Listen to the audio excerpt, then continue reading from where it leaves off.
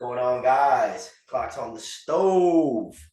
Back, we're gonna give you a little NFL Week 3 recap or Week 4 recap, excuse me, on everything you might have missed from the NFL. Starting us hmm off Thursday, September 29th. Dolphins went to the Bengals. Zach, would you like to start us off with this game? Yeah, we touched on it a little bit with the preview.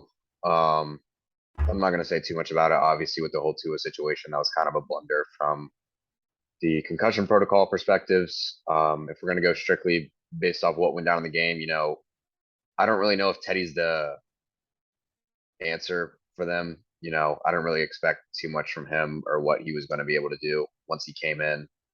Um, I guess he did all right. 14 for 23, 193 yards, tutty and a pick. Burrow seemed to get things done. No interceptions, 287 yards to the air. T. Higgins, huge game for him offensively. 7 receptions, 124 yards and a touchdown. He really popped off this game. You know, Coming into the season, we had a lot of talk about the Bengals' big three with Jamar Chase, Tyler Boyd, and T. Higgins, and whether they'd be able to put up a lot of the same that they did last year in their Super Bowl run. I think we're seeing a lot out of Jamar and T. Higgins. Boyd though is kind of just like falling off, and I don't really think it's like his fault. I just think it's their line is so bad that Burrow can only look at his first and second option, and then rather than looking at a third at all, it has to go to the check down if those two aren't open. Mixon's got to be there in the receiving game. I think T. Higgins is extremely underappreciated. I think that Yes. with Jamar Chase, there was like a kind of like a forgottenness, if that makes sense to him. But dude, the kid's a stud. You get the ball in his hands, he makes plays, and I think that obviously, listen, they can't fix their O line right now. They're kind of fucked for what they got. Okay, but hmm having the emergence of another receiver, I feel like helps Burrow a little bit with the O line situation because it makes defenses have to not only focus on Jamar, but they also have to focus on T. Higgins. My other thing is we did pick the Bengals before the game, before Tua got hurt and all of it. We picked the Bengals. Check out our TikTok. I broke it down. We picked the Bengals to win this game. And I don't really care to dive into the protocol with Tua and everything. I mean, my quick sixth sense is they did it horribly.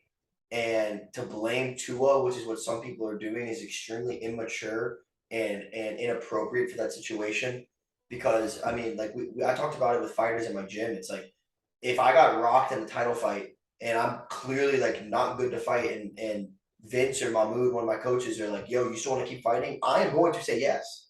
I am not going to be like, "I don't want to fight," like, and I don't blame Tua either, But it's just that's a whole situation going on, and that's gonna. I feel like that's definitely going to change in the future. And I'm always, for whatever sport we do, I'm always athletes first and athlete safety first because like we always talk about in the pod, they are people. And the only other thing I want to talk about this game is Tyreek Hill was getting interviewed, and they're like, "Do you think you could keep putting?" I don't remember the exact guy that interviewed him, but they were like, "Do you think you could keep putting up the same numbers with Teddy Bridgewater?" And Tyreek looked at the reporter and he goes, I'll put the same numbers up with you." And so I think the problem is that I think he's so good it doesn't matter. Honestly, I don't think he's tripping. I think the Dolphins could bounce back. I don't think Teddy's horrible. I just think that defenses aren't as threatened by him as they were with Tua, and it's going to make they're going to be more aggressive than they were when Tua was at quarterback. Yeah. A lot of people thought Teddy Bridgewater wasn't given a fair chance because ever since he got that one injury, um, it was actually a pretty bad concussion when he was sliding, got hit in the head, kind of knocked him out of his like starting job over there for the Vikings. Um, really just never got a chance And then he had after that like that. run with the Saints, and everyone was like, "Oh, he's back," and then it just Yeah, never fully happened. yeah, yeah, just really nothing after that. So maybe he's got a chance to prove himself again. I mean, hey, there's nothing wrong with taking the Chase Daniel route to success. I'm not If you want to knocking make on him. Yeah, I'm not knocking on him. Yeah. Yeah, no, if you want to make $42 million as a solid backup, I would take that every day That I is the could. best fucking job in the world. Are you kidding me? Yes, I Yeah. completely agree. Moving on, our international game of the week. We had the 9:30. Vikings versus the Saints in London, England. And Mm-hmm. I'm trying to pull up stats here, but my phone connection is just not cooperating with me. Um, it was a good back and forth game. Andy Dalton actually played tremendously well, which is crazy. He did the one thing I like that Andy Dalton did that I feel like Jameis lacks in a little, and I don't know if it's Jameis's fault or it's due to the offensive line. Is Andy Dalton really dished the ball out to everybody?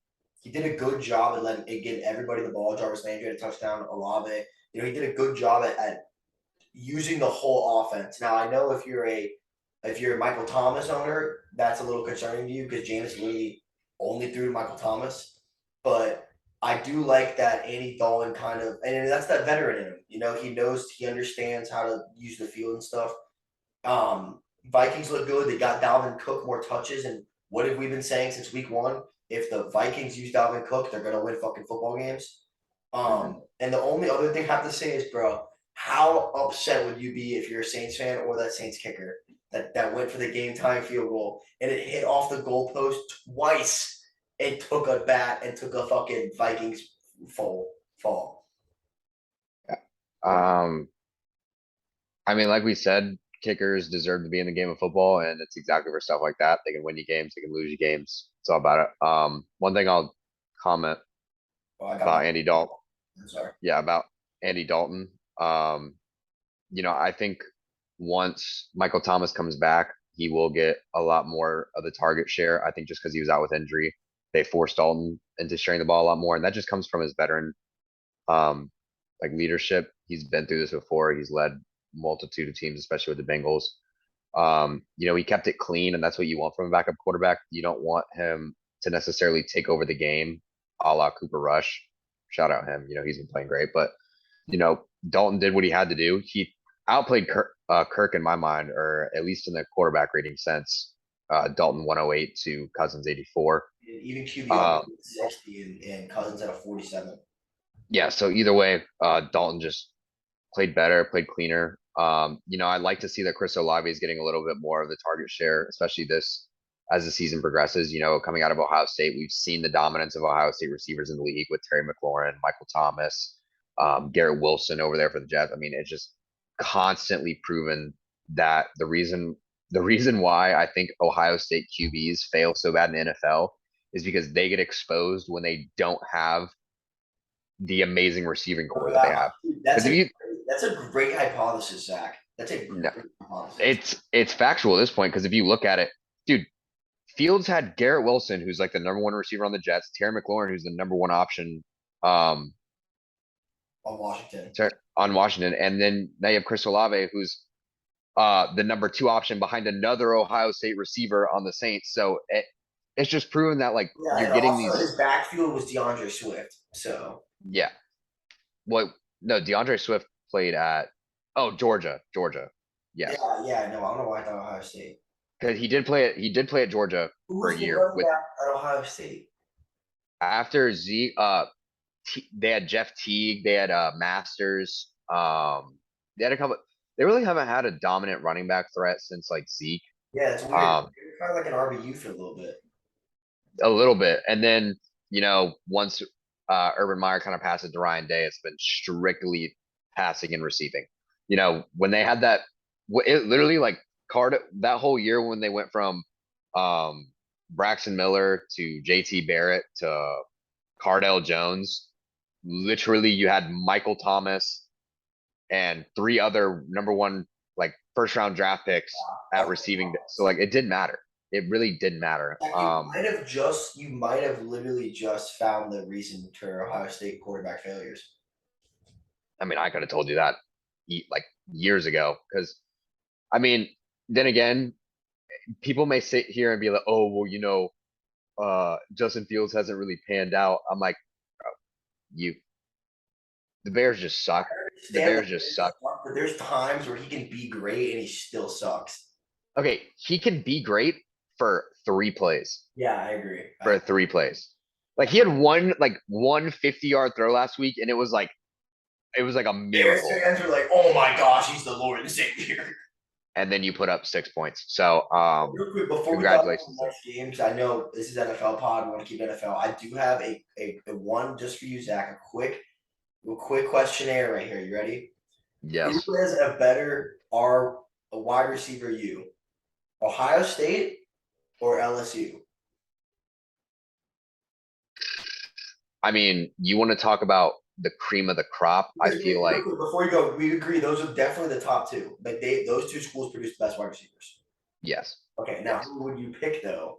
I mean, you could argue Alabama, but you can argue Alabama for everything. But I think yeah. Alabama. I think Ohio State and LSU produced the best long-lasting career wide receivers.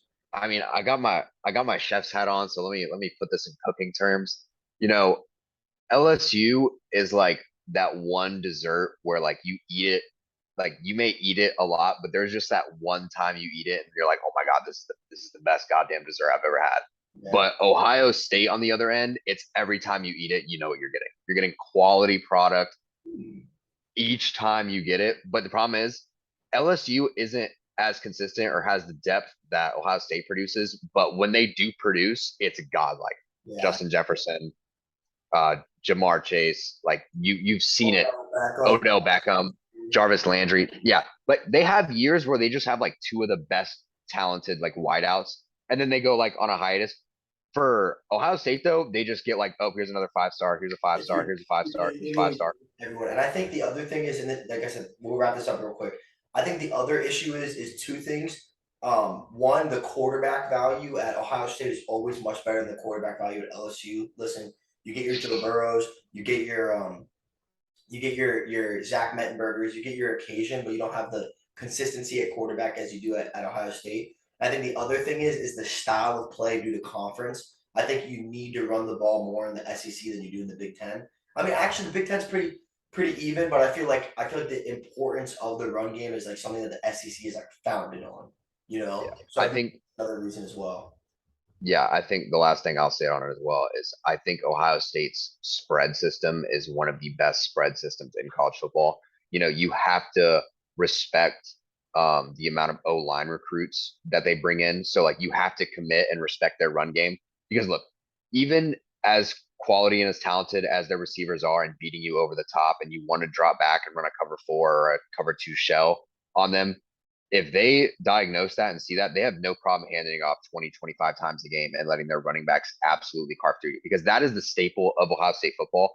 Their draft picks will always be wide receivers, but it's always running it down your throat that ends up winning them games and getting them for the championship. So it's kind of just one of those pick your poison deals. We see it with all the great teams. Even with LSU, we talked about how good Joe Burrow and Jamar Chase were. They had Clyde Edwards-Helaire, who was literally college Darren Sproles all over again for them. So it was kind of like you're stuck picking who you want to get beat by, and that's just kind of how it is, especially in college. But you know, enough of the college talk in the NFL world. We'll move on to our next game. Um, the Browns taking on the Falcons. This one was interesting. We had taken the Browns money line. I thought their defense would be a little more prevalent, and I thought Jacoby Brissett would be, a little better. I did think that they would stick to their dominant ground game. Nick Chubb, 19 carries, 118 yards, did what he had to do. Him and Tyreek Hill are the best fantasy picks I had this year, bro. Like, Yeah, Chubb is just a hammer. yeah, he's so good. It's so surprising to me how they're still able to utilize Hunt as they do, considering how good Chubb is. Um, but the way they back and forth bounce off each other is going to be really good. Look, I hate to give any credit, and I don't even think I'm going to give him any credit, but this team is going to be pretty scary when Deshaun comes back. I think he is better than Jacoby Brissett, even though I don't even think he should be in the league at this point.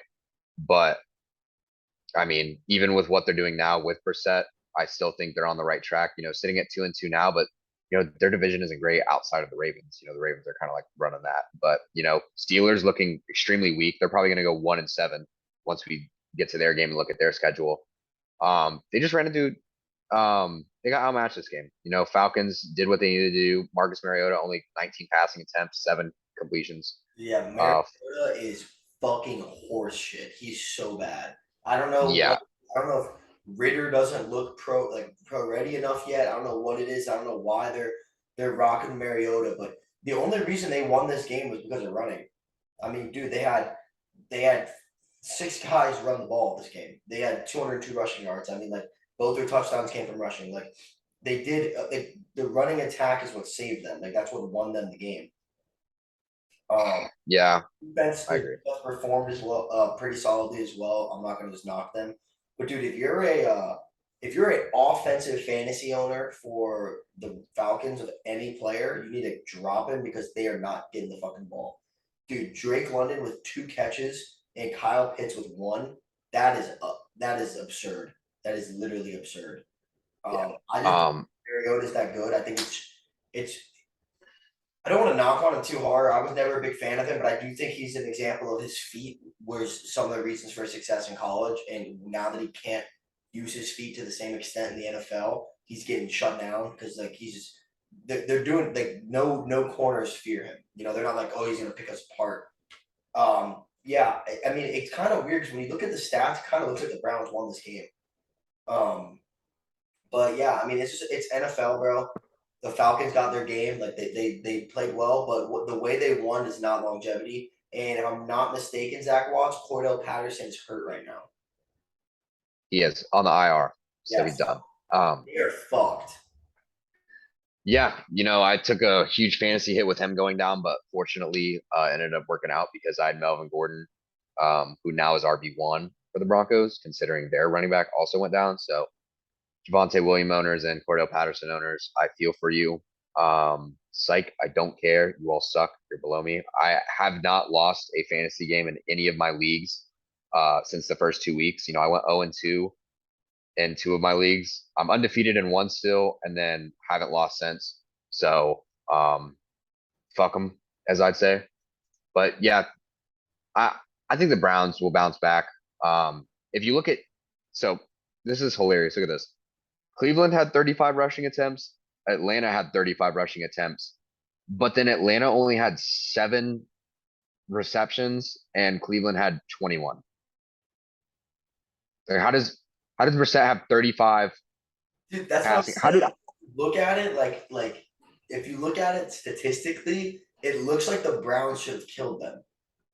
yeah, dude, I don't know. That is very weird. Turnovers, dude. Um, They had a pick. They had a pick and they had a fumble they lost. yeah. Really it came down to Young Wei Koo just kicking field goal after field goal. Yeah. Like I'm pretty sure kickers win games. I'm pretty sure he put up good fantasy points this week. Yes, he did. Yeah, I don't really have much to say about that game. Moving on though. Our next game, a game that no one really cares about, but I did a lot, was Washington against Dallas. So speaking on fantasy football, I'm in 2 leagues. I'm in like my main league, that's like the league I do every year, of 14 people. And now I'm in a Superman 32-man league. Hmm. And it's the 32-man league has its ups and downs. One thing I think that's cool about it is only 5 guys play. You know, because you literally have every single starter when you have 32 people. The downside to it though is one injury, your season's over because every single starting player is already taken. So Yeah. Jameis went down, and I had Jameis as my quarterback in my 32-man league. By the way, I'm 4-0 in this league. I'm number one in this league, okay? I'm freaking the hell out because I'm like, I have to start I think I don't want to start Andy Dalton. Like, I don't trust him. I don't think they're that good. So I did some conversing. I'm gonna give a huge shout out to the Guard family, Nick and Matt Guard. They convinced me to get Cooper Rush, and they're like, "Look, he's not spectacular. Cooper's not going to put up 25 points a week for you." But the one thing that they said, and I do acknowledge it now after he's done it for 2 weeks in a row, he does what he's supposed to do every game. He doesn't make stupid errors. He doesn't go for dumb 50-50 passes. He doesn't go for home runs. He plays A and B. He plays A to B football, and it works for him. And he went 15 for 27, 223 yards with 2 touchdowns. Not bad, man. Not bad. Two rushes for 7 yards. Not bad. I'm pretty sure. Let's see how many points he got me in fantasy. Got me 17.6. Projected to give me 15. Not bad. So I didn't watch this game. I didn't really care because I think any Washington game is super boring. But shout out the guards and shout out Cooper Rush for keeping my fantasy team undefeated and alive. I'm gonna rock with him Yep. the rest of the year. Well, I don't think you can because week 5, this upcoming week, Dak is scheduled to make his return. He's coming back. Um, I thought he was gone yeah, long. No, he's back this week. Oh my god, drop Cooper Rush, bro. Fuck. Um, I would not, I wouldn't be so quick on that because You I have think? a little.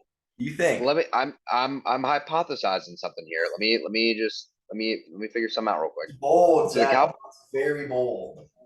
Let me put it this way: you come back now, given their schedule was a little weak. They played the Bengals, the Giants, and the Commanders. Not very strong. You bring back Dak. Dak has to play at the Rams and at the Eagles and back-to-back weeks. If he plays extremely poorly in those 2 weeks, I'd give him. I'd give him to the Lions and the Bears. If he does not I play up to, have to drop Rush, bro. I can't hold two quarterbacks. I can only hold one. that's true. Yeah, Oh, yeah. For the sake, you have to drop him because even if he plays poorly against the Rams and the Eagles, I still think because of the contract they gave Dak, they're going to stick it out with him. However, if he plays bad against the Lions and the Bears, I think you have to bring back Cooper Rush because the team was playing better with him.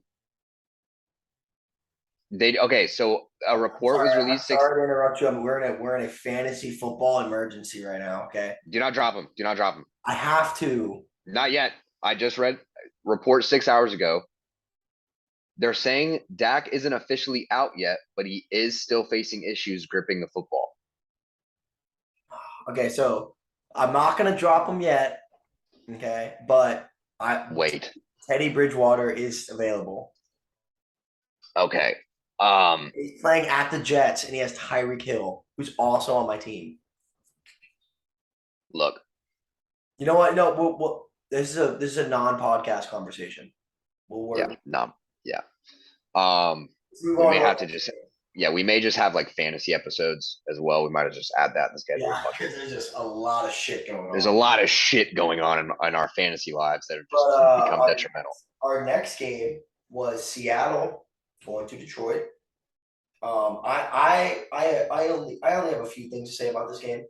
First of all, I'm very upset and kind of irritated of seeing Detroit fans bash Campbell and bash the team. Like, do you guys not realize your best receiver and your best running back did not play? Like they're in they Yeah. weren't okay.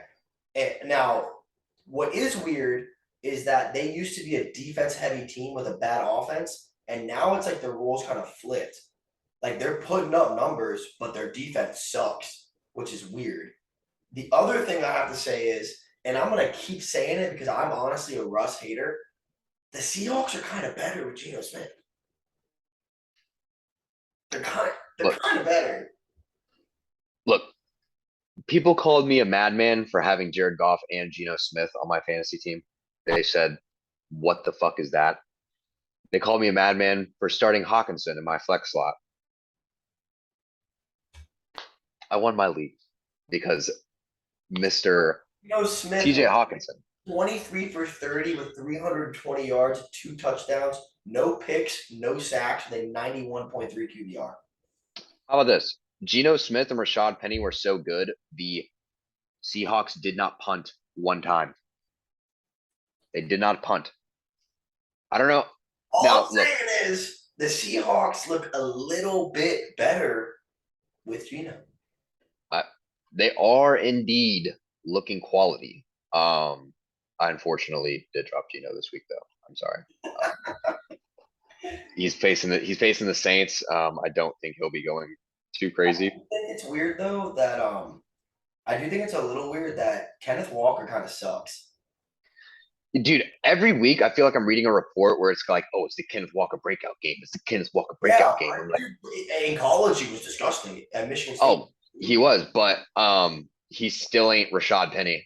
Yeah, He had less rushing attempts than Geno Smith and half the yards that Geno did. dude, Rashad Penny was so good in college too, though. Dude, that's what.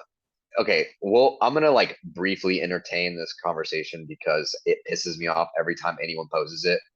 They're like, "Oh, do you think the 0-16 Detroit Lions would get beat by the national champion like Alabama Crimson Tide?" I'm like, they would get beat like 56-0, and it wouldn't even be close. It'd be Yeah. 56-0 at like halftime, and like the third stringers in, and it'd still be getting bitched. Kenneth Walker was a Heisman finalist. runner up to Bryce Young, okay? And he hasn't done shit in the NFL. Yeah. Sorry. Like that's just how good the NFL is. Like these guys like are no joke. Like Yeah, it's and the look, cream of the crop. I'm not saying Kenneth Walker can't become great. I think he can, but there was just so, and like you said, it's like every week it's like pick up Kenneth Walker. This is week, pick him up, and then he does nothing. He just doesn't do anything. Yeah. Um, back to game though, from the Lions side of things, the fact that they were able to put up 45 points with their number one receiver out and their best running back out, I think that hurt them tremendously. They were trying to just play catch up all game. I think their offense, you know, had the ability to win the game, but the problem is with your key running back out and your key receiver out, your offense kind of dictates the amount of rest your defense can get. But you really aren't able to do that when you're having to just kind of score by any means necessary. You'll take what the defense gives you. I feel like their defense just wasn't given adequate enough rest. I think Jeff Okuda is still stepping up defensively. Um, if I'm looking, yeah, 5 tackles and a pass breakup. I just think on the other side of the ball, they just don't have a solid number 2 corner to really shut things down. So it really opens things up. Um, it's kind of funny you did bring it up how they were a defensive minded team and now they're more offensive orientated. That just kind of shows you why the Patriots suck so bad right now because they're letting Matt Patricia be the OC and we see how that's working out. But as for the Seahawks side of things, Pete Carroll just kind of like got things done with his squad. I mean, simple game plan. For Gino, get the ball into DK and Tyler Lockett's hand, and when you need to run the ball, just give it to Rashad Penny. He got things done. He hasn't been as great as he was in years past. But I really don't think that was because of Russell Wilson, because I mean Gino's doing just as fine at this point.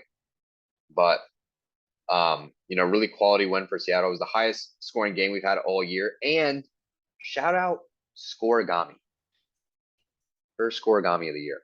So we love to see that. And we hope to see more because who doesn't love a little Scorigami action? But yeah, that's all I have to say about this game. Yeah, let's move on to our next game, which is actually a pretty good, interesting game. Was the Titans in Indianapolis? Titans pulled away 24-17. Um, my takeaways from this game: Tannehill, he looked better than he has this season. He still doesn't look promising, and they're finally. It makes no sense, but with their O line being worse, Derrick Henry's doing better. And I think it's just they're finding different ways to use them. I mean, you see they're getting them screen. I mean, he had 3 catches for 33 yards. That never happened. I think they're just realizing, like, look, we win games when Derrick Henry has the ball in his hand. We can't just keep giving him halfback dives because they're going to shut that down. So I think they're finding different ways to finally utilize him, and I think that's benefiting him. I don't know what their future is going to be. I think losing Taylor Lewan is really going to hurt them, but they obviously seem to be putting it together. They're 2-0 the last 2 weeks. The other side of things, Matt Ryan, I don't know what is up with that dude, bro, but he is not the same quarterback he was when he was in Atlanta.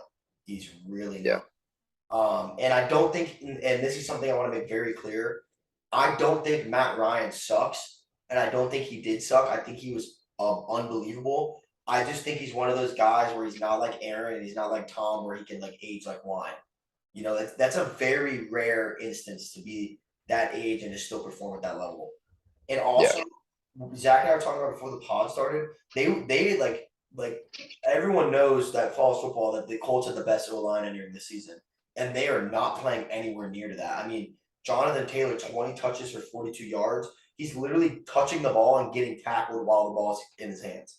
Like they need to utilize him more. Like he's unbelievable. Look how good he was last year. I mean, what he did at Wisconsin. He's a 2-time Doak Campbell winner. I think I'm pretty sure he's the only guy ever to do that. So he's phenomenal, but he can only do so much as a running back. You know what I mean? And they're yep, not utilizing him the way that the Titans are utilizing Derrick Henry, and I think that's hurting them. I also think that they don't really have a receiver one. Like it's supposed to be Michael Pittman, but it's really not, and I think that's also hurting them too, as he doesn't have a go-to guy to sling the rock to, and the O line doesn't help a slow ass Matt Ryan either. yeah. Um, it's kind of the. I'm pretty much just gonna be building off what you touched on, it's kind of the tale of two running games. On one side, Titans finally starting to get things going with Derrick Henry. You know, proper zone schemes to get him out in space. You know, he's hitting gaps that are finally there for him. You know, in weeks past, I thought teams were just loading the box, bringing not even exotic blitzes, just pretty basic blitz concepts that were able to fill gaps and not able to let him like bounce outside because they're getting great edge contain against the tackles, which doesn't allow him to really like get a lot of momentum and speed build up when he hits the sideline. And then just getting through gaps, you know, usually he'd be like top speed by the time he got to that second level. And then that way he could like blow through a linebacker or two and he'd probably get like 5-6 yards of carry. And like we said, using him more in the passing game, you know, I think his hands are still bricks. He had like 2 drops or something like that that just look pathetic.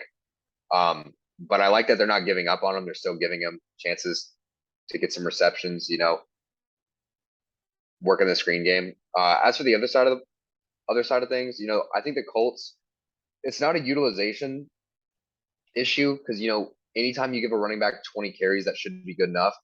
But if you're averaging 2.1 yards a carry with a guy who was literally one of the best running backs in the league last year, that tells me that's not a him problem. That's a O-line problem. I mean, if you go through the film, what you'll notice is Quentin Nelson, who's supposed to be this god of a right guard, getting pushed back by a lackluster Tennessee front seven. Everyone on the line pretty much is just getting like shoved back. You know, literally the moment Taylor is getting hands on the ball, he's being like pushed back by his own teammates. He's having to like do one of those where like hand on your alignment's back and try to like find a hole.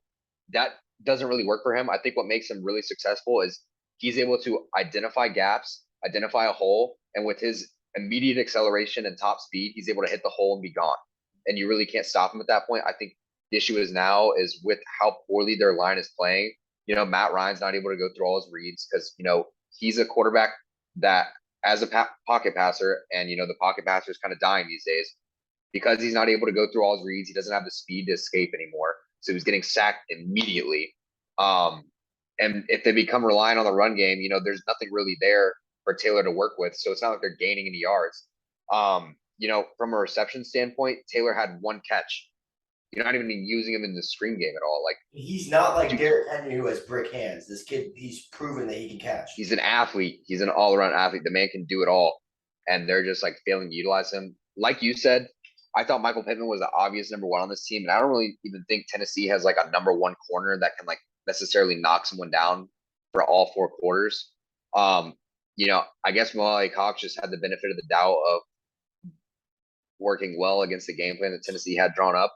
I think you need to scheme Michael Pittman open a little bit more, because if you're able to have teams recognize Michael Pittman as a true number 1 and have teams have to game plan around him, that's only going to open things up for the other receivers. It's only going to allow for more of the play action game. It's only going to allow for your run game to open up a little bit more. So I think only good can come from actually giving the ball to your best playmakers. And we see that same issue with the Falcons. You know, they're not utilizing Kyle Pitts. They're not passing it enough to Drake London. Like they're just not using their weapons. Because this was a team coming into the year, like I talked about it last pod, Shaq Leonard, Stephon Gilmore, Yannick Ngakwe. I mean, I could go through their defense, Isaiah Rodgers. Like they have a ton of defensive talent, but defense wins championships. But if you don't have an offense, it ain't even going to win you a game at this point. Yeah, So it's just kind of like a piss it poor also showing. doesn't help the defense when your offense goes 3 and out for the whole quarter. You know, like that Yeah. doesn't. That's not going to help your defense at all. Yeah. I have nothing more to say on that. I don't really have much to say about this next game either. I have literally nothing to say about this next game at all. Yeah. Yeah. Dean Bellin had the game-sealing fumble recovery. Yeah. Dane has continued to just step up and play increasingly well. The only other thing I'll say is Saquon returning to like peak form. I hope he doesn't get injured. You know, 146 rushing yards. They kind of abused him in this game like they had to because I still think Daniel Jones is dog shit. You know, let me just for shits and gigs. All right. Let's play who is this quarterback? 8 for 13, 71 yards, no touchdowns, no picks. Is this Daniel Jones, Tyrod Taylor, or Justin Fields? You're asking me? Mhm. Daniel Jones. Yes, that is terrible. That Yeah, it, that his feet were moving this game. My boy had oh six touches, 68 yards, and two tutties. yeah. Chicago ran a lot of man to man, and the issue with that is if you have a very mobile quarterback, if you diagnose that everyone's chasing someone, you can just be like, oh, I can run. Like I can do that. And Daniel Jones was like, I may be a white guy, but I do have speed. Yeah, but you I don't. can move. I feel like in the NFL, especially, you don't even need to be fast to be a good running quarterback. Aaron Rodgers has done it too. It's all about reading defenses. Yeah, step it up in the pocket, diagnosing what space you have in front of you, and just making plays. Uh, On the for the other side of Bears, things, dude, if you're a Bears fan, just you cannot be like hyped that you have Justin Fields. He's um, just not consistent whatsoever, dude. He's very honestly kind of sucks. I mean, it also doesn't help that they're only letting him. I mean, actually, dude, if you have 22 passes a game, you should be over 50%.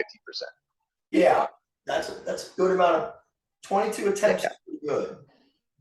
yeah. Honestly, I don't usually recommend this, but if you're a Bears fan, consider suicide. It may be more pleasant. Go to heaven and have just watch the like 80s Bears over again and just continuously watch the Bears play football in heaven. Because at this point, you are just subject to living hell on earth I having know to a watch lot of this Bears Bears fans team. were mad because the last play of the game they did a behind the line of scrimmage pass when they're down by 8. I mean, I really don't even blame them because, like, let's be honest, Fields would have like thrown it out of the back of the end zone on a Hail Mary. So at least like give your team a chance. Give them a chance. They're catching the So ball. yeah. This next game though, God, it hurt so bad. It hurt so bad. I had Jags plus 6.5, and I would have been right if Trevor Lawrence didn't decide to fumble the ball 4 goddamn times. You took an early 14-0 lead off a Jalen Hurts pick six. And a pick. Um, 5 turnovers. yeah, no, piss poor down the stretch. The fact that it was even an 8 point game, the fact that it was still an 8 point game against the only undefeated team left in the league, and you had 5 turnovers, like you shouldn't be patting yourself on the back, but you should be like more pissed off that you didn't win the game. Yeah. Because I thought Jacksonville should have easily won this shit. And I'm infuriated. I decided to take a little pussy route, say, hey, we'll take the 6.5 just because it's there for us. But I thought they could have easily won. God, that was frustrating. Jalen Hurts, quality, 200 yards to the air. The thing Miles I like Sanders getting a about lot of work in. Jalen Hurts in this game, Zach, is something that I always preach about Jalen Hurts, and I'm going to continue to preach about Jalen Hurts. Um, he didn't have like a spectacular statistical game, but he overcame adversity for them and got the win when they needed it. And sometimes that's all you need from a leader. You don't always need your quarterback to have 400 yards and 4 touchdowns and no pick. Like sometimes your team's gonna be put in a shitty position and you need light at the end of the tunnel. And he was that first team this game. He really stepped up, and when they needed him, he was there. Um, and I just think I'm big on Jalen Hurts, dude. And also, if you're a Jags fan, bro, like you got to realize your team's fucking good. It's no more luck. Like it was started off the season with luck. It started off the season with, it's going our way. No, you guys are good. Like the Jags are good at football, and it also shows that they were good last year, and Urban Meyer just sucked.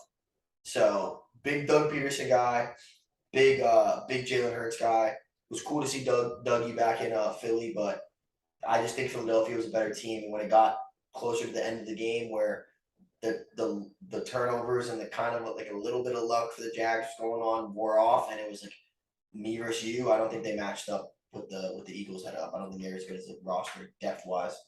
I mean, honestly, you take away all those turnovers, Jacksonville wins this game probably 28-3.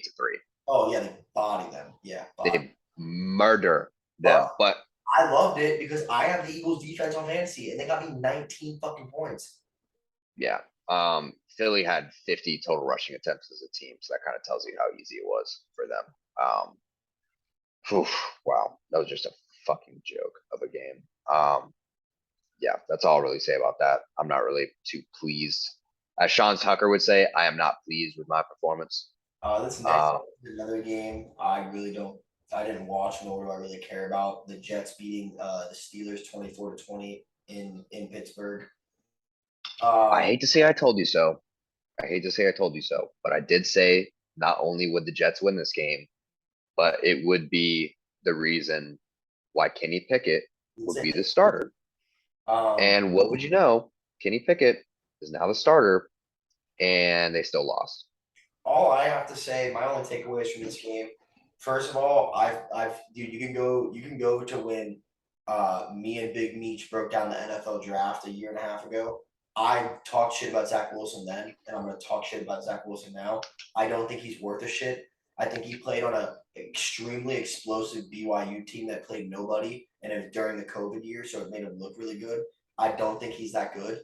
And I don't know why they think he's that good. I mean, dude, I don't know. I'm sorry. I'm not big on him at all. And I understand Kenny Pickett had 3 turnovers. He did have 2 rushing touchdowns. Um, they threw him in when they were getting fucked. They didn't really give him an opportunity. Now, you should never throw 3 picks. I'm not here to bash nor fight for Kenny Pickett. I just think when you put your rookie quarterback in for the first time ever, putting him in a situation like that is the best look for him and isn't going to really help him out. But I do think he still has potential. But we're gonna find out. Now he's the starter. And Mitch Titties Trubisky was not very happy in the post game locker room when they were talking about Kenny Pickett playing. Yep. Go back to kissing titties, boy, because you a Yeah. bench rider. I mean, and Um, it's and we say here on the podcast, it is nothing wrong with being a backup quarterback in the NFL. yeah, nothing wrong with it. But if you're gonna bitch about it, I mean, you could sit on your couch at home Yeah, and and be a not couch. millions of dollars. Yeah. Um, I'll say a couple of things about this game. First, I'll start off with the Pittsburgh side of things. Kenny Pickett. I don't think those 3 interceptions really should wager on him too much. They didn't have high expectations for him coming in. I will say I've never seen a fan base turn on again so fast, being Yeah, like, "Oh my God, our Lord and Savior's in the game too." He threw 3 interceptions, and they were like, "This is the worst fucking draft pick I've ever seen." Like kill him now. But I mean, a pick on a Hail Mary and 2 picks off tip passes. Those that I don't think that's really telling of how he played. What I dude, will say is for the when they Steelers, were down like 20-3 too. They were down. No, they were down 10-6. I guess it's not too terrible. yeah, no, they were down to 10-6. Scored to make it 13-10, and then just got beaten fourth quarter. But continuing for the Pittsburgh side of things, look, fantasy owners, do yourself a favor if you're not that deep on receivers, take a risk on picking up George Pickens just to see how he pans out. Dude, what do you Literally, think? One's already picked George Pickens, bro. He's not like just on the fantasy wire. He's someone like he's a receiver most teams drafted. absolutely not. He's like the 90th overall receiver. He's dog shit. I understand, but still, in both leagues I'm in, he got picked. I had him, I dropped him, and now because I needed immediate starters, look, Kenny Pickett got put in the game, 6 catches, 102 yards. Now that Pickett's in the game, he's finally going to start taking more chances. He's finally going to start giving some looks more sword, more towards George Pickens' way. Um, Look, Claypool is supposed to be the number 1 receiver, no targets. Deontay Johnson, 2 targets. I think Pat Fryermuth, Claypool's washed. yeah, I don't think he's that good. As for New York side of things, look, it's never easy as a quarterback going up against the Pittsburgh Steelers. I think their only knock is that they just don't have a good offense to put them in any of these games. They'll always keep it close though. TJ Watt was out. I said they were 0-6. Now they're 0-7 without TJ Watt. So that didn't help them in that sense. I think it did save him from a sacks perspective. Look, the interceptions are bound. It's your first game back against a tough D. I'm not going to necessarily come to the guys like Aiden Shield. He didn't play the best football, but he played winning football. He got it done. Um, I don't think they necessarily won because of him. But I don't think it's any different if anything, I think they're worse with Flacco in there just because like the lack of mobility. He just gets sacked a little more and they don't put up as much points. Yeah, but I don't But, think Zach Wilson's a Lord and Savior to them. I don't think he's going to turn around the Jets program. I mean, he may not turn around either, but I think he'll be a little better than what Baker did for Cleveland, maybe, if they're able to actually build around him. Okay, calm down there, Chief. I don't think so. You need to relax that statement. That was Uh, very aggressive. look, no, look at how they built around Baker. Bro, look, Zach, Robert Salah, almost went to the AFC Championship, bro. yeah, because they built around him. It They're not doesn't built. matter. You can't say Zach Wilson's going to go to the. I don't know what are they AFC or NFC. They're AFC. There's no way. I will gladly. This isn't even bold. I will just gladly state they will never, ever, ever go to the AFC Championship with Zach Wilson. Ever, Ever? ever. We'll have to see. I'm not gonna bet yet because it all depends on how they build these next couple years with draft That picks. was that was an egregious statement you made. Dude, Baker is dog shit. I'm not saying Baker's good, but you can't knock what he did at Cleveland. He still had a pretty good career. They built, bro, he was massively carried by an overpowering run game, which allowed him to excel in the play action game I'm sorry, dude, but he was the first quarterback out of 17 quarterbacks to take them to the playoffs. because they finally had a team that supported a quarterback. Say what you want. Say what you I want. am gonna say what I want because people will always be like, oh, you know, at first I did defend him saying like, oh, I think he got done dirty. Dude, I think they could have gone to probably a Super Bowl if they had anyone better than his bitch ass. He flat out ended up sucking dick. Like he sucks. No. He is right now probably the worst starting quarterback in the NFL. I think He QBR is is, yeah. he is garbage. But He when is he was at Cleveland, he had great moments, and you can't knock that. because of how good his team was. Oh my god, bro, shut the fuck up.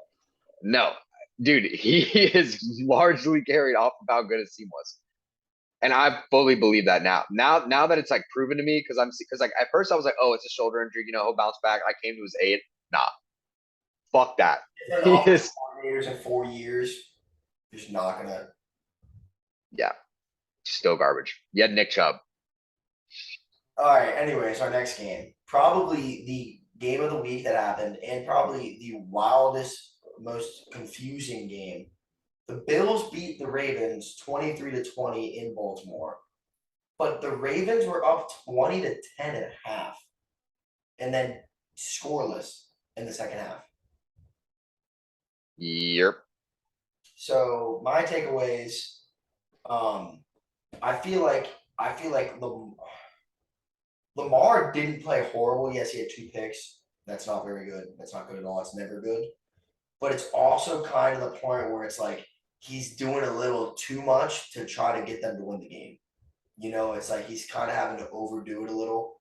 I think Josh Allen is a freaking beast. He even had a game that wasn't too amazing. Um, it gets to the point now where it's like, do we start to blame Harbaugh? Because the Ravens prove that they're legit. Lamar Jackson's proved to be amazing. Their team is very good. There's a lot of good surrounding guys around him. They obviously could tighten up a little things here and there, but there's no reason they should have lost this game, Zach. Absolutely. Even the 20-10 didn't do justice. They were completely dominating the first half. Um, look, I'm not gonna blame this on Harbaugh because if you think about it, that the Bills broke the Ravens 61-0 record when leading by 17 points. If you think about it, Lamar had that terrible play where he threw a pick in the end zone where you had a guy wide open. That's just a play that happens. Look, all I'm saying is if you look at the Ravens schedule this year, their only wins are to non-playoff teams and their losses are to playoff teams.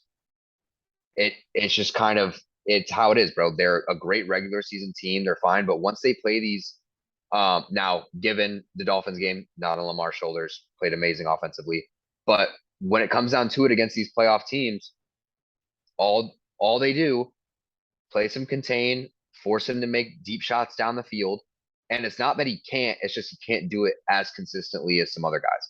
Yeah. He ends up playing into other teams' hands, and teams capitalize off their turnovers. That's just how it is.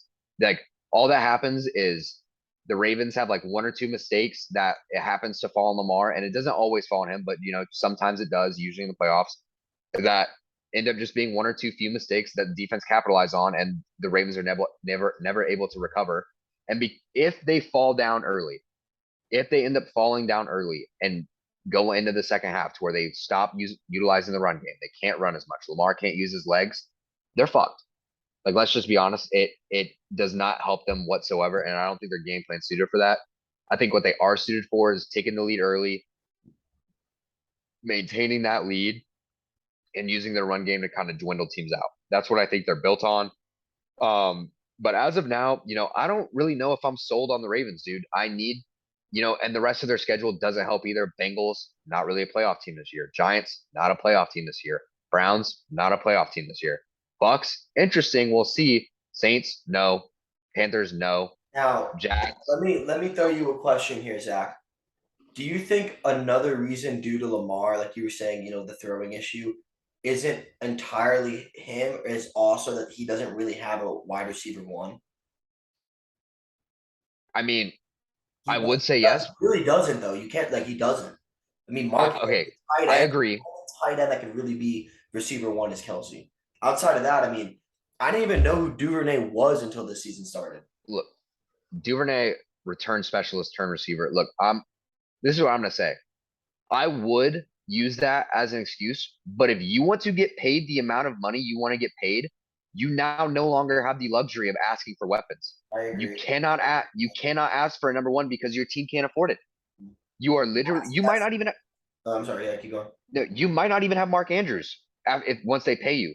Because once his contract's up, what do you think he's going to be demanding? You are literally going to be by yourself, and guess what? You're going to have to make it count. And that's Because I why Tom Brady has had so much success because he takes a pay cut to get better weapons around him. And even when they didn't give him weapons, even when he had Chris Hogan, Danny Amendola, he only had Gronk, a tight end. Hell, try to build your team that way. Only have a dominant tight end, and then see if you can just make it by with greatly schemed offensive receivers, that are able to get decent separation and that you have to hit in the hands specifically. They're not going to get crazy separation. They're not going to make insane grabs over anyone's head. They're just going to have breakaway speed that you need to get them in space. And look, I love Lamar Jackson. I think he should be paid, but don't bitch about him not having any weapons when you're about to pay him as if you can afford any weapons. Like it's just not going to happen. It's a double-edged sword. It's a double-edged sword. Exactly. And look, I want to defend the guy. I wish him nothing but success, and I also hope he gets paid. But hey, Ravens fans, you want him on your team, you want to pay him that much, you will never see a ring. Yeah. You will never see a ring ever. So you can It's sleep on it. frustrating to me, Zach, because like he can still get a solid payday, like $120 million. I understand, yeah, you're not getting a quarter of a billion like Russ and all these other guys. Dude, fuck the football logic. $120 million is a lot of fucking money. That's a shit ton. That's more than some people's family tree will see. Like that is so much money. I don't understand like this stigma in sports where it's like, well, I know it's a lot, but that guy's getting paid more, and I think I'm better. Dude, it's still a fucking shit ton of money, and I would rather get $120 million and a ring or two than get paid what Russ is getting paid and have the season he's fucking having. Yep. Because That's I promise you, athlete as a competitor. because I promise you, one of one of the things that keeps a lot of guys out of the Hall of Fame and keeps them out of legacy is a lack of rings. Or You even can be as not even rings, playoff wins. yeah, dude. You don't you don't perform in the playoffs. You can be the greatest regular season player of all time. You may not sniff the Hall of Fame because of how piss poor you Literally though, perform in the yeah. playoffs. But hey, sit on your multi-millions, bro. Do it. Hey, if it's for you, do what you want. But if you want to talk about all this legacy, you want to be one of those guys. You want to be like an Isaiah Thomas after his career, being like, oh well, I met the criteria. Yeah. You met the regular season criteria. You're in the Hall of Very Good. But unless you get playoff wins or rings, I don't care. I don't. You will never make my Hall of Fame. I'm sorry, I agree. but Even if you're good enough, because when it being a Hall of Famer and talking about legacy is proving your worth in the most important part of the season. hey, hey, there are a lot of great players. There are not a lot of Hall of Fame players. And let me tell you, if you are in the Hall of Fame, that means if I were to put you on my team, you are going to probably get me not only into the playoffs, but into the Super Bowl. That's just how I see it. It's would you rather make a bag or would you rather be remembered forever? Because that's cemented in history. You tell me. Anyways, Maybe that'll be our poll. That'll be our poll question. Would you rather make the bag? Would you rather get a bag? Would you rather get some rings? Personally, I'm getting a ring or two. Yeah. Bro, because even though you're not getting the bag, you're still getting $100 million. You make it to the Super Bowl, your sponsorships. Oh You yeah. win, you win a Super Bowl MVP, you're on a Wheaties box, brother. Uh, there's playoff indictments. Like you get a bonus per what you do in the playoffs. Yep, yep. Everyone, almost every contract now has a stipend and an incentive base based off making the playoffs. Every contract. It's not like this. I'm like, oh, only like certain players sign off on that. No, no, no, no, no. Everyone pretty much gets that these days. But moving on. Chargers, Texans. I did Look, I not watch didn't. this game. All I know is Herbert ball. Eckler. Eckler finally got his feet moving. That's all I know. I did not watch this game. Only thing I'll say, Damian Pierce finally making some strides for the Texans as an RB1. Solid, not bad.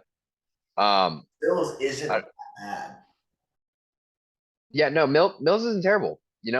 We talked about it week one about how finally now that he has expectations coming into the season, let's see how they perform. The problem is like, dude, do you really expect him to like carry you to victory, bro? I know who he is. No one to throw to and no one to block for him. Like he's Yeah. just fucked. And people are still bitching because they're like, oh my God, they're not giving Brandon Cooks the ball. I'm like, okay, so he spreads the ball out. Fuck your fantasy team. This dude's actually sharing the ball. He's putting up 20 plus points for the And Texans. I'm not saying Davis Mills is good. He's just Not not. at all. He's not Look, shit. look, he is in the perfect positions for the Texans where he is going to play just well enough and keep your team just shitty enough that if you're going to keep getting good draft picks to build your team up. I go 500. And then when the time comes, you take him into the backyard, old Yeller, and you're just like, thank you for what you've done. Here's the bullet. And you put him down, sadly. Unfortunately, he's probably gonna be the Baker Mayfield for the Texans. just like do all you can for us. We'll always Build respect around you. you, and then when we have everything we need, we'll get a real quarterback. Yeah, yeah. And it's really going to be that realization scene where like you realize that we're betraying you, and before you can even realize it, you're going to hear that gun cock right behind your head, and you're going to be like, "Always has been," and it's just a boom. Good night. Next game, we had the Cardinals playing against the Panthers. My takeaways, man, I grew up a Baker Mayfield fan, diehard, and he sucks ass. He had a QBR of 7. And Christian McCaffrey, I know there's this it's like not real, but it is real rivalry between McCaffrey and Saquon every year. It's like who's the better all-purpose back, and right now Saquon is daddying him. McCaffrey hasn't done shit this year, and he's healthy. There's no excuses. The only other thing, this is another game I didn't watch. The only other thing I have to say, one, Kyler Murray's not that good, and two, they fucking Watt, bro. Holy shit. The dude had an irregular heartbeat, could have died, put a pacer in, reset his heartbeat, and played the game and had almost what you could say, quote unquote, a game sealing tipped pass. And then in the post game, cries his eyes out because he's about to be a father. And he knew that he shouldn't have played that game, but he fucking loves his team so much that he did. Talk about Yeah. that's a football guy. You want to talk about a guy that'll take a cut and pay to win? That's that guy. That's JJ Yeah. Watt. I'll say a couple things about this. Look, disregarding Baker Mayfield's abysmal quarterback play, So bad. he is not being helped out though by Matt Rule's absolute dog shit play calling. Holy Christ. We talk about Christian McCaffrey like kind of getting bitched right now in the sense of he's not playing extremely well. Dude, number one, when you have Matt Rule as your coordinator and Baker as your quarterback, you're in prison, bro. Like you wake up in nightmares and that. Like imagine like this man wakes up from his sleep and he gets to go into a team meeting with Matt Rule's fat ass and Baker sitting next to him just like wanting to blow his brains out. And he's just like A bottom 5 O line. in a bottom five. Yeah. Like holy hell, man. This man is in prison. Like please. Oh Okay. God. You If can- I'm the Pan, if no, right now, if I went on the fucking Madden Dynasty and simulated my season, if I traded away Chris McCaffrey and fired Matt Rule, we're a playoff team in 2 years. Yeah. Just from the get back we'd get from not only we'd improve by having anyone else other than him. Honestly, the fact that Eric Bieniemy is not a head coach right now, dude, Eric Bieniemy, go be the head coach of the Panthers. Get a new head coach. You know what? You don't even need not a new. Sorry, Bieniemy would be the head coach. Get a new quarterback. Matt Corral can take over. Start with him, or have Sam Darnold be the guy. I don't care, and have You Matt gotta Corral. list Baker before Sam Darnold, dude. I mean, dude, Don't can give you? him that. I understand, but don't give him that much disrespect. I mean, look, even Robbie Run Anderson. playoff games, dude. I mean, fair enough. The Then only thing again, I gotta say is when it comes to Matt Rule, uh, I got two things. One, I do think he sucks. You have arguably one of the greatest running back prospects, or like potentially to ever play the game of football, Christian McCaffrey, and you give him 8 carries.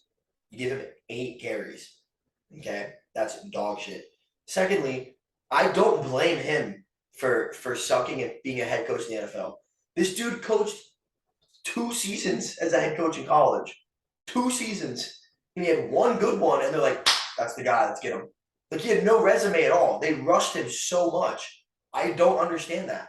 And he had a great season at Baylor his last year there. I'm not knocking on him at all. But I'm just saying is when you go from a college coach to an NFL, it's usually like an Urban Meyer or like a Nick Saban, like a guy that like has a very large, in-depth resume. This guy had 2 seasons as a head coach. yeah.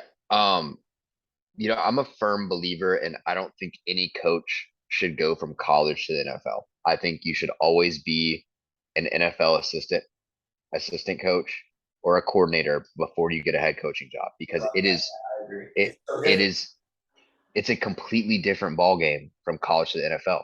The teams are run differently. The mindset is different. You are literally with the best of the best. All teams are pretty much equivalent. Anyone can beat anyone any given Sunday. You can get away with being a semi shitty coach in college and just recruit your ass off, a la Willie Taggart, um, when he was on USF and West Kentucky. Like we saw that.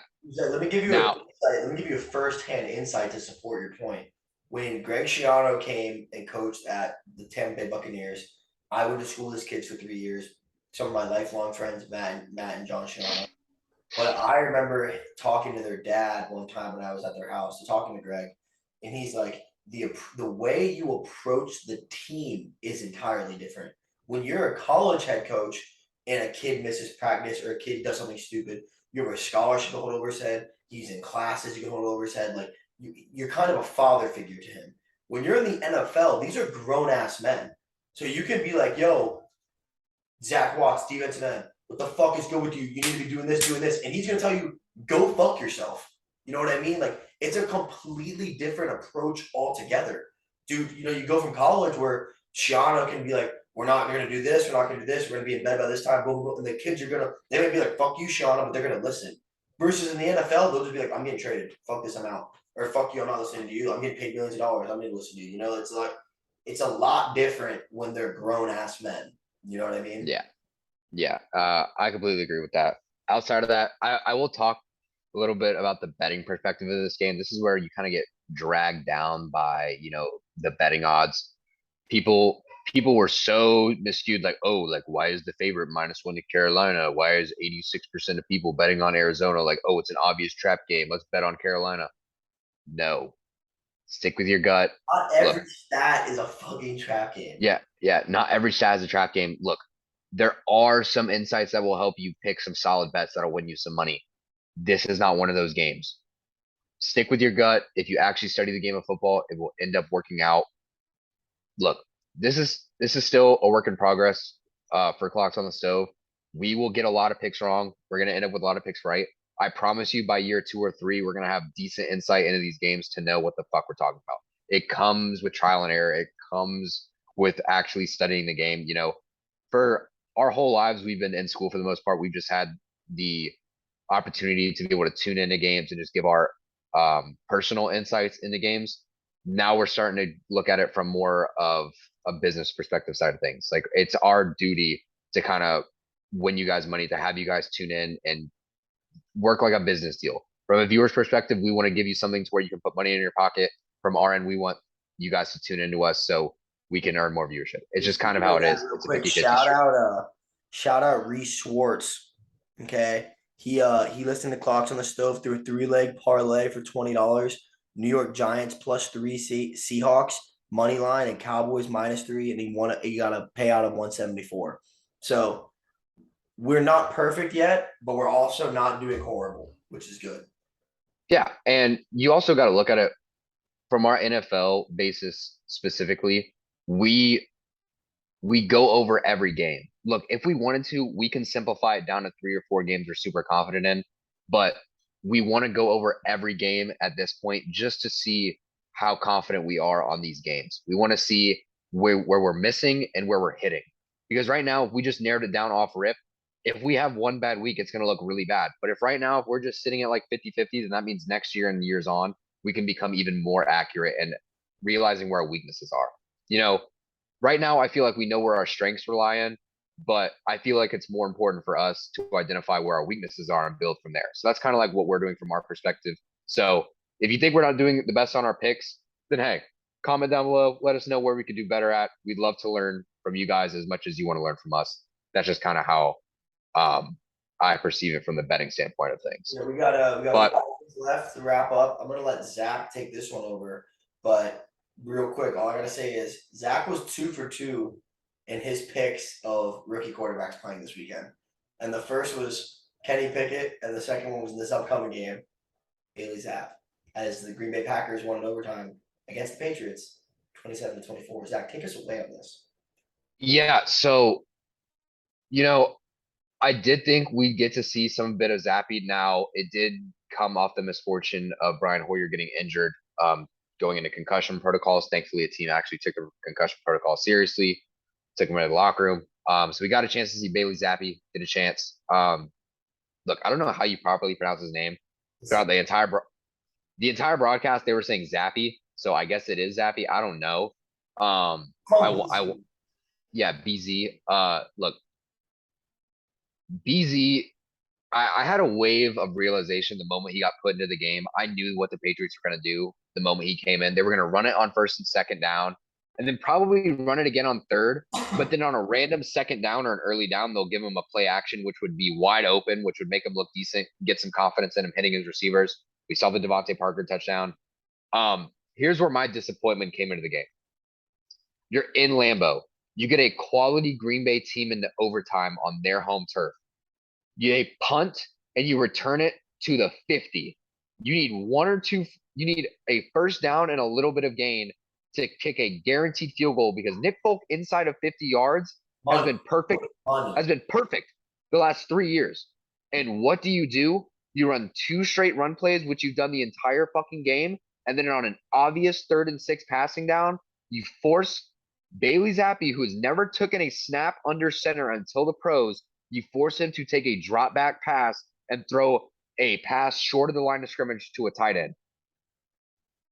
That is not how you win football games. That is not how you bounce back. That is not how you build confidence under your team. Matt Patricia football right there, bro. That is some Matt Patricia. You pussied out. You got scared. You gave the ball back to Aaron Rodgers. And let me tell you, Aaron Rodgers does not fuck up twice. And he burned you. You were lucky enough to have Rodgers throw a pick 6 to keep you in the game. You dropped 24 points in Lambeau on a solid Green Bay defense, and you pussied out. You pussied out. I am way more pissed than I am happy about any moral victory. As Matt Judon says, there is no moral victories, but shout out the Rook. He stepped up when he needed to, made some plays happen, and he actually showed he has some balls. For the coaching staff, go fuck yourself. I hate you. Hilarious how identical he looks to Mac Jones, though. There's a lot of memes saying like they're like twin brothers and stuff. I like that.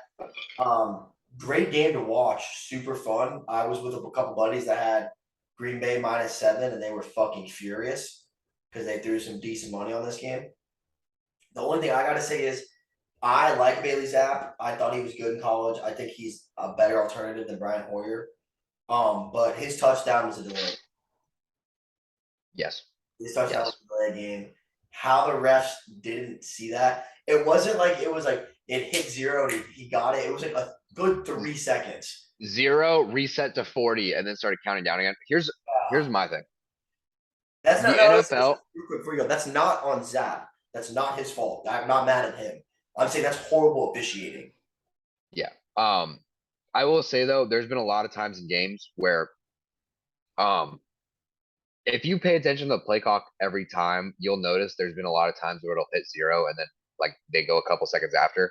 I think it's a failure of the clock operator resetting the game clock. I think if Zap or Zappy was a veteran QB, he would have recognized the play clock. And you've seen a lot of quarterbacks give the hand signal for reset the play clock. We've seen Brady do it, Rodgers does it all the time. Um, so I don't know if that was one of those instances. Obviously, I didn't go back, watch the play, and start a 40-second countdown in my head. It did seem, considering how the game was being played by the Patriots, I mean, even their first every drive in the game, they went down to literally the last second to snap the ball every goddamn time. That's just how they did it. Because they knew if you want to have a chance at winning this game, you give Rodgers the least amount of time possible. And I'm just more pissed that they didn't get greedy and try to win the game because you shouldn't have been in it anyway. You were minus 10-point underdogs and you had it right there and you bitched out. You pussies. You pussied out. 3 more I'm looking games. at you, Matt Patricia.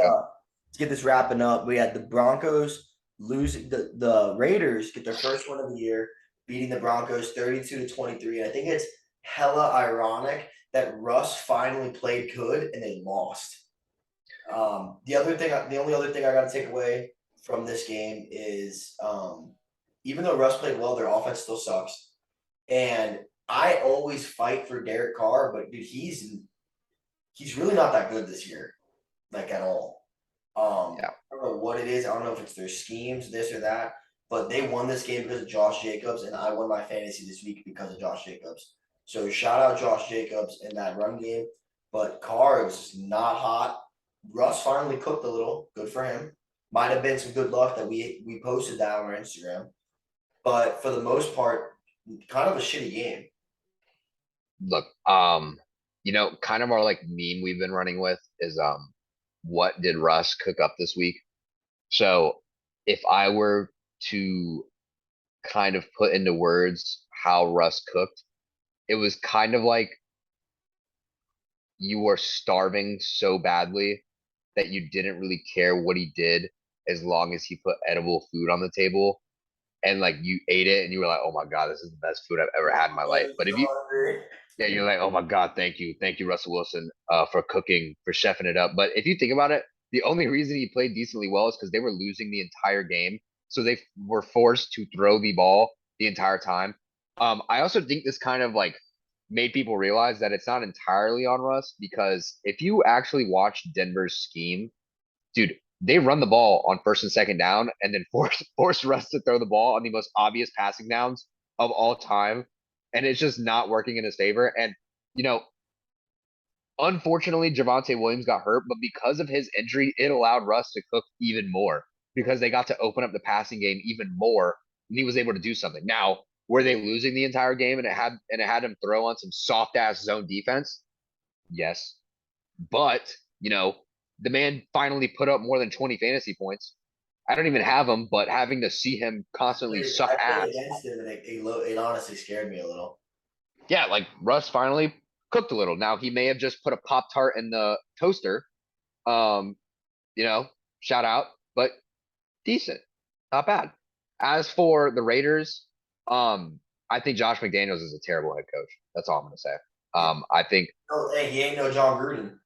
hell no. I think I I honestly think Devonte Adams and Derek Carr might kiss each other in the locker room after games because of how much they demand the ball from each other. It's ridiculous. I mean, he literally only throws it to Devonte Adams. It is insane. Um, but yeah, that's just kind of how I see it. You have Darren Waller. I guess he just doesn't exist. So I'll go fuck myself. But yeah, on to our primetime games. Yeah. Do you want to lead us off with that?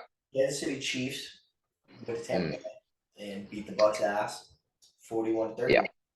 My takeaway from this game, I have Patty on my team and I have Mike Evans. Dude, I can't tell you how difficult it is to watch a football team, to watch a game of football where your team is playing against your quarterback in fantasy. Because you're just like, fuck, I need Patty the ball, but I want the Bucks to win.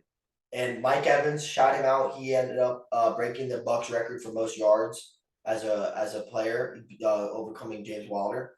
Yards from scrimmage, I believe, beating Mhm. James Wilder. Patty ate. Clyde's had Edwards Alar actually looked good for the first time this season so far. But overall, I don't think that Kansas City was a way better team than the Bucks. I think the Bucks just fucked themselves. They were down 14-0 off rip. No, I believe it was 21-7, excuse me.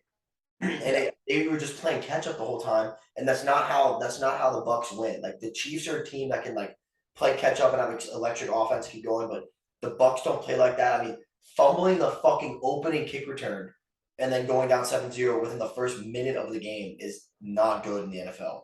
Very not good.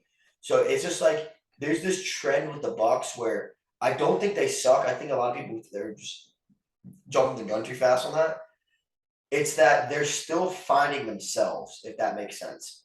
I feel like they're still in this process of trying to identify how they want to play and what their scheme and stuff is. And I just think they fucked themselves a lot. And in that game, it was they just shot themselves in the foot so much. Because even Brady had a good fucking game. I mean, 39 for 52, 385 yards and 3 touchdowns with no picks. Like, he even played well. It's just like when you're down by fucking 21-7 on the Chiefs, it's so hard to get that scoreboard moving. Yeah. The way I see it is I'll go from the Kansas City side of things first.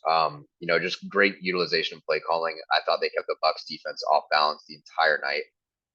Patty, being Patrick Mahomes, played exceptionally well. Um, one thing I didn't like is Chiefs fans being like, "Oh, we got our revenge." No, you didn't. You're gonna hold a Week 4 win over the Bucks when the Bucks whooped your ass in the Super Bowl. Yeah, uh, suck my balls. You're still garbage, and you'll forever be Tom's bitch. So hold that. For Tampa side of things, look, you talk about the identity side of things. I think they're going about it the wrong way. Look, Tom is still that guy. Start with your passing game. And then because you're passing the ball so much, teams are going to have to respect the fact that you have Julio, Mike, and Godwin. If they start playing soft zone D or dropping too many guys in coverage, that's when you open up the run game with Leonard Fournette. You're running on first and second down and then forcing Tom to make his reads. And Tom's always going to make the right throw. And people get so mad that he's like, oh, why is it 3rd and 6 or 3rd and 8? And he's throwing it to the running back 6 yards before like 8 yards to the line of game. And we're always coming up short. It's because Tom realizes no one's going to be open downfield, so he gets it to his running back where he has time to make space and then hopefully he'll make a move or two and gain that first down. Dude, you make those plays on first or second down where he hits his checkdowns early, guess what? That's just as good as a 4-yard run. It's just as good as a 6-yard carry. It works out evenly. Allow him to, because I promise you, if you start out with a pass play, what Tom does best is he will walk up to the line of scrimmage. He's going to identify the mic. He's going to identify the will. He's going to identify where the pressure is coming from. And then he's going to do one of two things. He's going to give you a nice hard count to draw a guy off sides or just snap the ball. And then on the other side of things, if he doesn't like the lineup he sees, he gives a proper check down. He gives a proper check. And then they go to a run play to the right or the left that's going to end in a positive carry. That's how it works every time. I've been watching it for 20 plus years. It's as if they're purposely just not playing the style of football that Tom has played in the past that allows them to win games. Look, I get it. Bruce Arians, the offensive guru, the air raid mastermind isn't there anymore. You have the top Bowles, more defensive minded guy. But when your defensive minded head coach allows 41 fucking points in a football game, I think that's more on the defense On prime time. at home. At home. That just shows you got out coached. I'm sorry, but The other that's thing how I see it. is that is we were talking about this earlier. We were talking about Brady's success. Brady's kind of a guy that has a good relationship with the running back. He really opens up and uses the play action and uses the run game to help him. He's a pro style quarterback. When you run the ball 6 times, the defense knows he's throwing it. So it makes Yeah. it way fucking harder for him to get openings and for his guys to make plays happen as well. Yeah. Oh my God. It was infuriating to watch, but thank God, because I was going up against Tom Brady and Leonard Fournette in fantasy, and when they got the ball back with 40 seconds, if Tom were to lead a touchdown drive, I would have lost. So for the first time in my life, I was praying to God Tom wasn't God. Dude, I was up. I went into that game. I went into that game. I was down by like 30. I want to say I was down 32 to Connor. Okay. Patty and Patty um and fucking Mike Evans got me 60 combined. And he had Clyde Edwards-Helaire. And I was like, dude, this man might single-handedly bust my lead. Because he actually played, and all they talked about in the, dude, I don't know if you watched like the pre-show of the game. They just shit on him the whole time. They're like, he's the first round draft pick, hasn't done anything, doesn't do anything when they get the ball in his hands. He's only a pass heavy guy, like yada yada yada. And he kind of shut them the fuck up this game against Yeah. a extremely good Tampa Bay defense. Yeah. I think that's more so to do with the Chiefs scheme that they drew up. They they had the Bucks guessing all damn game. Like the Bucks would drop back in coverage, Hilaire took off on their ass. They finally bit down with some blitzes, screen pass, or beat him over the middle with a trailing route by either Kelsey or Juju. Like Chiefs were literally doing whatever they wanted to do to the Bucks. Todd Boyles looked like he got out coached by Andy I'm Reid not a in big, every aspect I'm of the not game. gonna lie to you. I don't like him as a head coach. I think Arians is a way better head coach. I love him. I love him as a D coordinator, not as a head coach. I That's just fine. don't think he. You can be a spectacular. This has nothing to do with NFL. This just has to do with football in general, in my opinion. I hate the stigma we live in, where if you're an amazing coordinator, you have to go be a head. There's no reason with there's nothing wrong with being a spectacular coordinator. Like you just Yeah, understand that side of football more. There's nothing wrong with that. yeah, and I think that's why Bieniemy hasn't left for a head coaching job. I think he recognizes he's in a perfect position with the Chiefs. He's able to call great schemes for them to win rings. He gives him his freedom. Yeah, and he's just like, I don't really need a head coaching job. Now, obviously, some guys have bigger aspirations, and that's fine. But there's nothing wrong with being content when you're at that level. Like at that level, you don't need anything more than that. That is the highest level for some guys, and that's just I think it's a worthy position. I don't think the end all be all needs to be a head coach. The world needs coordinators. That's how it is. You're getting paid pretty fucking good too. So Yep. But let's get to our last game of the week. Primetime game, Los Angeles against San Francisco 49ers. This game was in San Fran. Look, the only thing I have to say, or that I want to point out first, is that one guy that bet on every game this week and he's could have so won. dumb, dude.